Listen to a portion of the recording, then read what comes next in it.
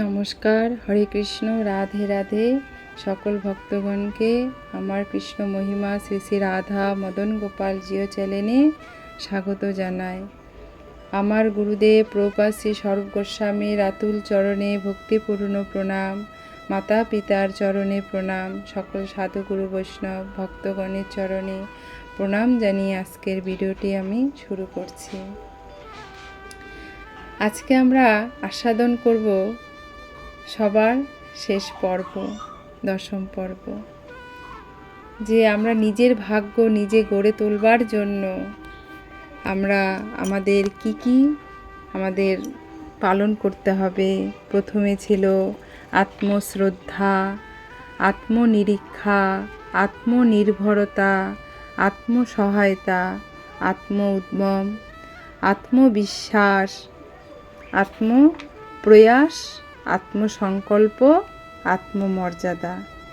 এই 9টি আমরা যদি নিজেদের জীবনের মধ্যে ধারণ করতে পারি, তাহলে আমাদের মধ্যে ভক্তি ভাব সঞ্চার হয়ে যাবে। তখন আমাদের পরমাত্মার সাথে আমাদের বন্ধুত্ব হয়ে যাবে।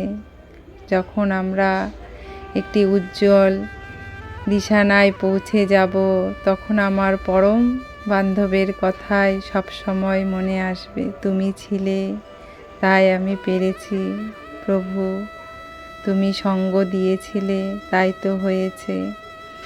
তারপর থেকে আমাদের ভক্তি আরও বেড়ে যাবে। এই আত্মপ্রয়াসগুলো করতে পারলে যখন ভক্তিভাব আমাদের মধ্যে জাগরণ হবে, তখন আমাদের নিজেকে এক মানব জন্মটা ধন্য বলে মনে হবে। তখন আমরা ভেতর থেকে আরও আনন্দ অনুভব করতে পারব। তখন প্রকৃত শান্তি, পরমাত্মার আনন্দ, পরম শান্তি আমরা লাভ করতে পারব। ভক্তি আমাদের জীবনের অনেকটা আনন্দের মধ্যে দিয়ে কাটিয়ে নিয়ে যায়, আমাদের জীবনকে আরও উন্নত স্তরে নিয়ে যায়। তাই আজকে ভক্তি সম্বন্ধে আলোচনা হলো। তাই আমাদের এই আত্মপ্রয়াসের সমস্ত কিছু আমাদের জীবনে দরকার। এইগুলো আমরা যদি প্রতিপালন করতে পারি, তাহলে আমরা ভালো জায়গায় পৌঁছাতে পারবো আর প্রকৃত মানব হয়ে উঠতে পারবো। সকল বিশ্ববাসী, সকল বৃক্ষলতা, ভগবানের সৃজনশীলতা সবাই আমাদের সেবা দিচ্ছে।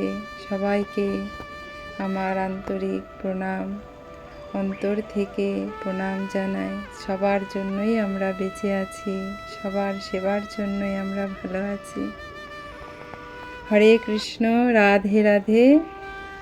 গোবিন্দের কৃপায় আমরা যেন সবাই সুস্থ থাকি, ভালো থাকি। হরে কৃষ্ণ, রাধে রাধে।